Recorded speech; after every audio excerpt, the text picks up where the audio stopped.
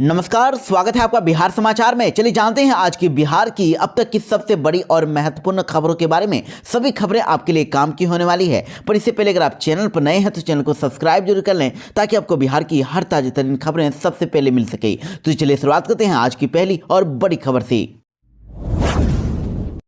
RJD party की बैठक में हुआ बड़ा फैसला। लालू सिर्फ नाम के सारा काम तेजस्वी करेंगे। पार्टी के सारे अहम निर्णय तेजस्वी लेंगे। पटना में आरजेडी की राष्ट्रीय कार्य समिति की बैठक हुई और जिसमें बड़ा फैसला लिया गया है। अब पार्टी की सारी कमान तेजस्वी यादव को सौंप दी गई है। वैसे अभी आरजेडी के राष्ट्रीय अध्यक्ष की कुर्सी पर लालू प्रसाद यादव ही बैठे रहेंगे, लेकिन रिमोट कंट्रोल तेजस्वी यादव के हाथ में होगी। और खास बात तो यह है कि किसी भी चुनाव में आरजेडी के कैंडिडेट को सिंबल पर भी तेजस्वी यादव का साइन होगा। और अब तक राष्ट्रीय अध्यक्ष के साइन से ही सिंबल जारी होता था, लेकिन अब तेजस्वी यादव इसमें सिंबल पर साइन करेंगे।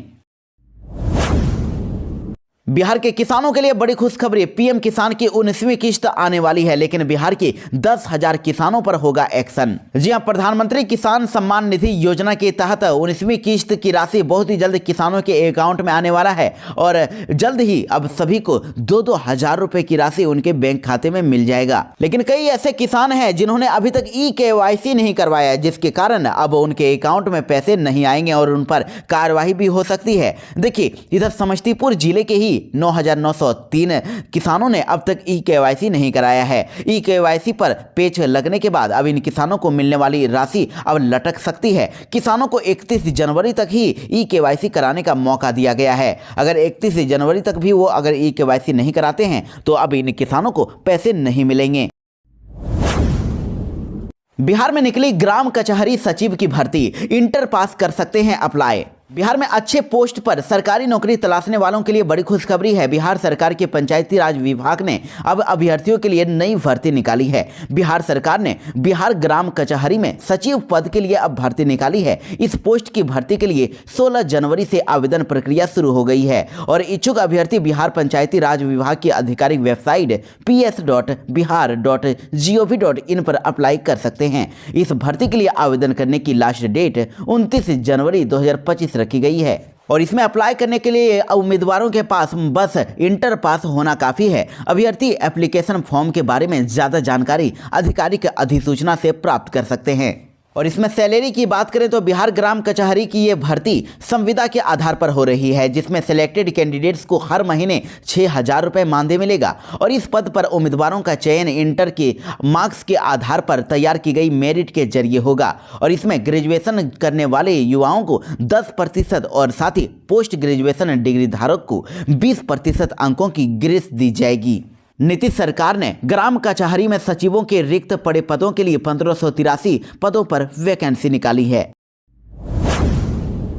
बिजली विभाग ने लोगों को दिया झटका। अगर 5,000 से ज्यादा अगर बिजली बिल का बकाया है तो फिर होगी कार्रवाई। बिहार में बिजली बिल नहीं चुकाने वालों पर अब बड़ा एक्शन होने वाला है। बिहार के अंदर बिजली कंपनियों ने अब 5,000 रुपए से अधिक बकाया वाले हर उपभोक्ताओं के खिलाफ विशेष अभियान शुरू करने का फैसला लिया है और ये अभियान 31 मार्च 2025 तक चलेगा। इस दौरान कंपनी की हर शाखा हर रोज 25 बड़े बकायेदारों से बिजली बिल वसूल करेगी और वैसे उपभोक्ताओं का बिजली का कनेक्शन ही काट दिया जाएगा जो बिजली बिल नहीं चुका रहे हैं। हालांकि आधा बिजली बिल अगर कोई चुका देते हैं तो उनका कनेक्शन नहीं काटा जाएगा और कंपनी का मुख्य लक्ष्य कनेक्शन काटने के बजाय बकाया वसूल करना है। बिहार के स्कूलों में जल्द ही होगी लाइब्रेरियन के पदों पर भर्ती। शिक्षा विभाग ने DEO से मांगी जानकारी। बिहार में शिक्षक नियुक्ति प्रक्रिया शुरू होने के बाद से अब लाइब्रेरियन की बहाली की भी मांग जोर शोर से उठने लगी है और इसे लेकर विधानमंडल के शीतकालीन सत्र के दौरान कई संगठनों ने मार्च निकालकर मजिस्ट्रेट को ज्ञापन भी सौंपा है और 8 नवंबर को भी बिहार ट्रेंड लाइब्रेरियन एसोसिएशन ने पटना यूनिवर्सिटी कमेटी द्वारा बिहार लाइब्रेरियन भर्ती प्रक्रिया नियमावली 2023 जारी करने और लाइब्रेरियन बहाली प्रक्रिया शुरू करने की मांग की गई थी। इसके बाद अब इसे लेकर शिक्षा विभाग की तरफ से पत्र लिखा गया है और माध्यमिक शिक्षा के निदेशक की तरफ से सभी DEO से ये पत्र लिखकर जानकारी मांगी गई है कि उनके यहाँ लाइब्रेरियन की उपलब्धता है या नहीं है।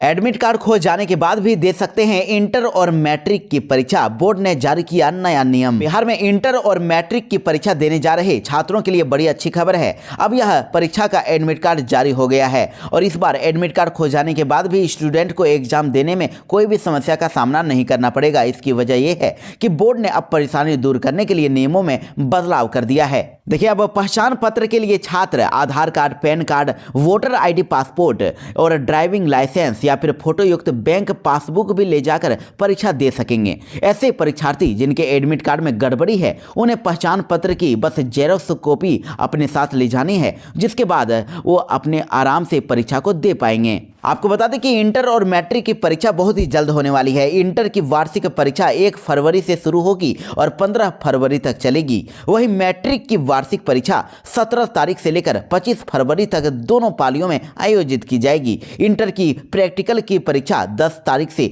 20 जनवरी तक आयोजित की जा रही है। वहीं मैट्रिक के परीक्षार्थियों का इंटरनल असेसमेंट पर प्रैक्टिकल परीक्षा 21 से 23 जनवरी तक होगा। राहुल गांधी ने जातिगत जनगणना को बताया फर्जी। कहा कि कास्ट सेंसस के नाम पर बिहार के लोगों को बेवकूफ बनाया गया। जी हां, बिहार दौरे पर पटना पहुंचे कांग्रेस नेता राहुल गांधी ने बिहार में नीतीश सरकार के द्वारा कराए गए जातिगत जनगणना को फर्जी बता दिया है। पटना में कांग्रेस के संविधान सुरक्षा सम्मेलन को संबोधित करते हुए राहुल गांधी ने दावा किया है कि जातिगत जनगणना के जरिए बिहार के लोगों को बेवकूफ बनाया गया। राहुल गांधी ने कहा कि अगर हमारी सरकार बनती है तो सरकार बनने पर देश भर में जातिगत जनगणना कराई जाएगी। हम जातिगत जनगणना कराएंगे और आरक्षण के दायरे को भी बढ़ाया जाएगा। उन्होंने कहा कि देश में जातिगत जनगणना होनी ही चाहिए और आरक्षण की सीमा को 50% से बढ़ाया जाना चाहिए और समाज में जिस वर्ग की जितनी संख्या है उस वर्ग की उतनी हिस्सेदारी तय होनी चाहिए और कांग्रेस इसको लेकर संकल्पित है। महिलाओं को लेकर नीतीश कुमार ने दिया फिर से विवादित बयान। तेजस्वी यादव ने बोला हमला, कहा सीएम हैं आप, वुमेन फैशन डिजाइनर नहीं।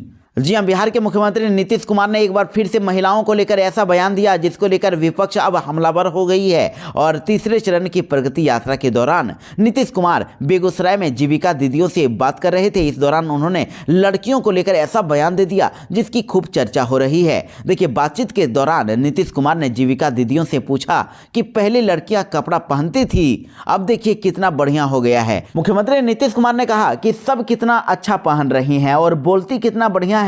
पहले यह बात नहीं हो पाती थी, अब कितना अच्छा हो गया है, सब कितना अच्छा हो गया है, कितना अच्छा लग रहा है।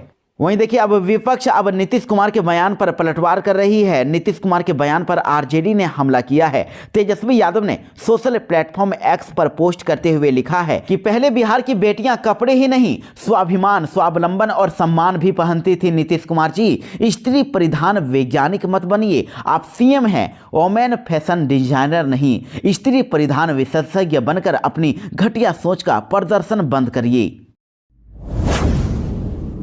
बिहार में ग्रेजुएशन पास छात्राओं को जल्द ही मिलेंगे 50-50 हजार। बिहार में विभिन्न यूनिवर्सिटी से ग्रेजुएशन पास करने वाली छात्राओं के लिए बड़ी खुशखबरी है। 30,000 छात्राओं को जल्द ही अब प्रोत्साहन राशि के रूप में 50-50 हजार रुपए मिलने वाले हैं। अब विभाग इस राशि को बहुत ही जल्द अब भेजने की तैयारी में है और अकाउंट में ही सीधा छात्राओं के बैंक अकाउंट में ये पैसे ट्रांसफर कर दिए जाएंगे। मुख्यमंत्री बालिका स्नातक प्रोत्साहन योजना के तहत ही इन छात्राओं को ये पैसे दिए जाएंगे और विभाग के पदाधिकारी बताते हैं कि इस राशि से बकाये का भुगतान किया जाना है। जिन छात्राओं को पहले आवेदन आया है, जांच के बाद उसे स्वीकृत किया गया है, उन्हें पहले राशि जारी होगी।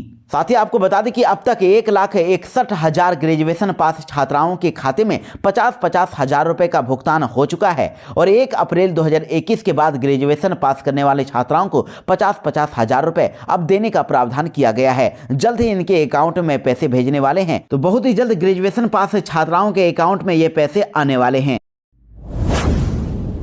नीतीश सरकार जल्द ही महिलाओं को लेकर लेंगे बड़ा फैसला। बुजुर्गों को अब मिलेंगे 1,000 रुपए पेंशन। जी हां, बिहार में वृद्धा पेंशन की राशि को बढ़ाया जाने वाला है। मुख्यमंत्री वृद्धजन पेंशन योजना के तहत बुजुर्गों को हर महीने मिलने वाली 400 रुपए की राशि को अब सरकार डबल से भी अधिक करने की तैयारी में है और इस बात पर मंथन चल रहा है। तो अब वृद्धा पेंशन के तहत जो महिलाओं को 50 साल से अधिक उम्र की महिलाओं को 400 रुपए की राशि मिलती है, उसे अब नीतीश सरकार 1,000 रुपए करने करने वाली है। सभी को हर महीने 1,000 रुपए दिया जाएगा और बस 2 से 3 महीने के बाद यानी मार्च के बाद आपको ये पैसे मिलने स्टार्ट हो जाएंगे। वृद्धा पेंशन की राशि को अब 1,000 रुपए किया जाने वाला है।